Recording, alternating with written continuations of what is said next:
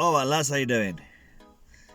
Today is a video that discusses European Champions League qualification, or the lack of, for some teams that are currently in the Champions League positions. Confusing, I know. Chelsea may not be in the Champions League next season.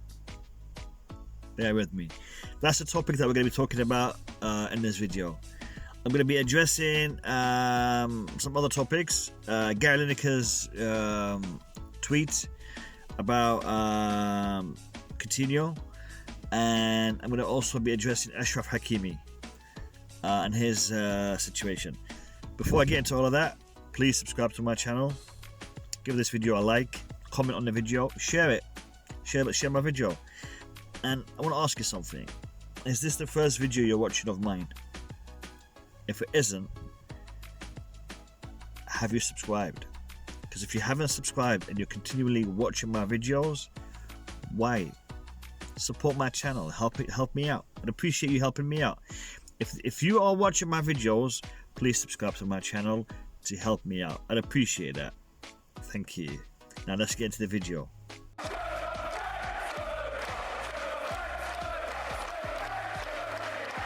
Okay guys, there is a table that is produced, and it shows the way that UEFA is ranking each team based on their performances over the past 5 years, I believe, in Europe, and it ranks them.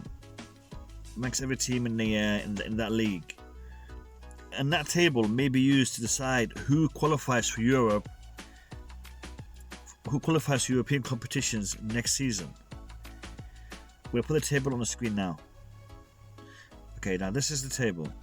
As you can see, Man City are number 1 and Chelsea are number 6. Arsenal and Tottenham are ahead of us. Can you see that? Now, that table means that Chelsea do not play in the Champions League next season, because Arsenal and Tottenham are ahead of us. Man City disqualified, so that means the top 5 go through. So that means the top 5 on that list minus Man City will go through. So Arsenal and Tottenham, Man United and Liverpool, Champions League. How on earth is Arsenal ahead of us in this table? What has Arsenal done in Europe that is better than us? I don't understand that. Okay, now the point I'm trying to make here is this table doesn't make any sense, because it doesn't take into account the true caliber of the teams, the true nature of what they are doing. Teams spend money, teams spend time, effort trying to get into Europe, qualifying into Europe. They battle it out week in, week out. And Leicester City, they're 3rd place in the league right now. They don't qualify. Chelsea, 4th place in the league, don't qualify. Doesn't make any sense. And if they want to use a system, there's a million ways if they want to use a system, there's a million systems they can use that takes the actual performances, the actual effort, the actual position of a team in qualification. You're going to tell me Arsenal deserve to be in the Champions League next season and Chelsea don't? I'm sorry, but that's just crazy. That's just crazy. UEFA are going crazy if that's what they're doing. UEFA are going bonkers, I'm sorry, but this is something that does not make any sense. We all know that certain leagues may be cancelled next season. The Eredivisie is asking UEFA whether or not they can disband the whole season, because that's what they want to do. The Eredivisie, as a league, they want to stop their league, void it, cancel it. Now they're trying to work out with UEFA how they can go about doing that without having or what is the impact of their decision based on the European leagues and other competitions. So they're discussing that with UEFA right now. Now, naturally, that's going to have an impact on the Hakim Ziyech situation because he plays in the Eredivisie for Ajax. That's a different topic for a different day.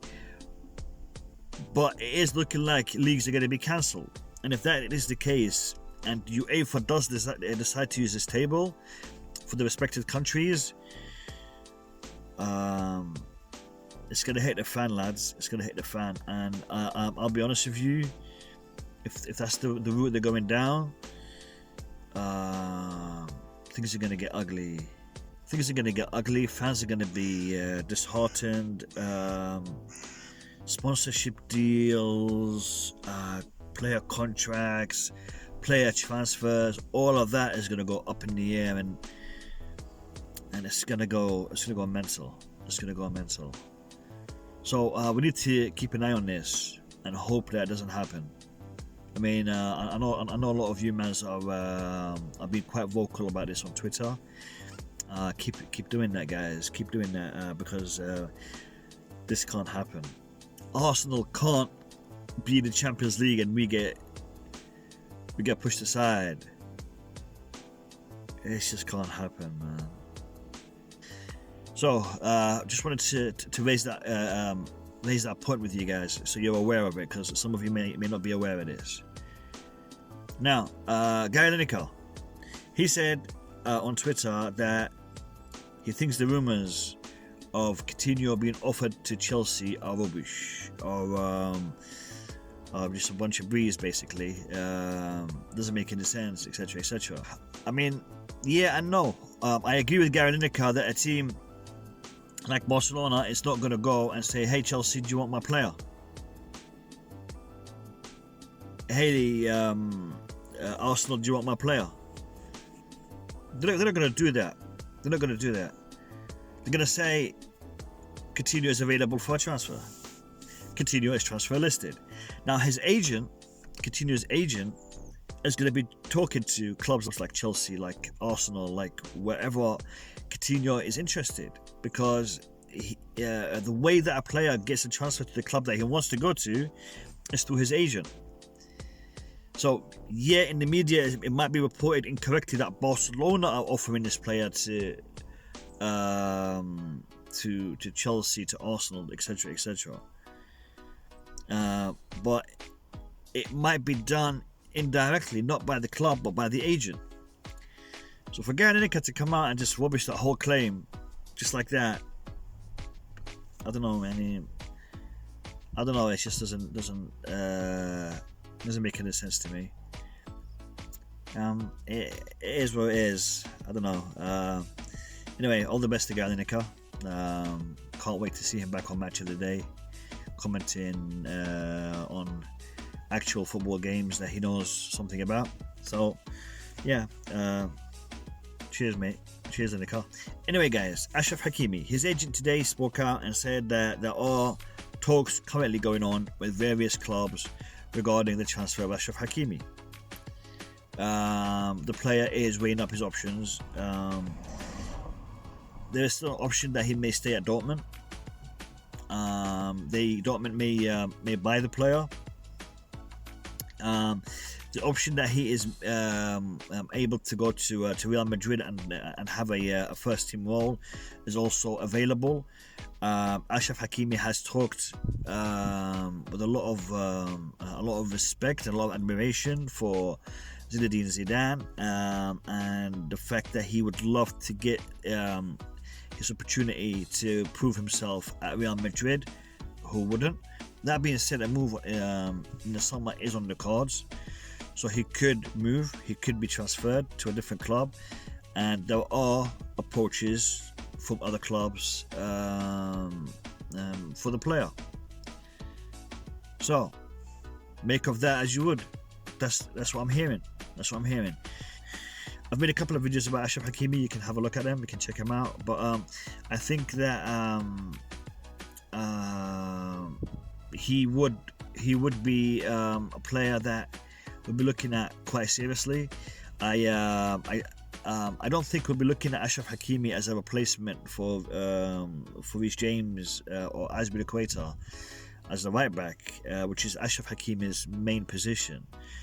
But I do think we would be looking at him in respect to his left back position and in respect to his winger attributes, because he can do that as well. I mean, Achraf Hakimi can literally play at any position on the left hand side or the right hand side on the wing, from an attacking winger to a defensive left back or right back. So Achraf Hakimi is a very good player to be looked at. So that is something that is currently being addressed.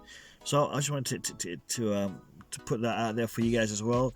The Achraf Hakimi situation is still ongoing. It hasn't been resolved yet, and Chelsea are still pursuing that behind the scenes. Well, that is it. That is it, guys. That is it for the video. I hope you've enjoyed it. I hope it's given you food for thought for today. Make sure you've subscribed to my channel. Let me hit that 1,000 subscriber mark. I'd really want to do that as soon as possible. So come on, lads, subscribe to my channel. I'll catch you in my next video. Peace out.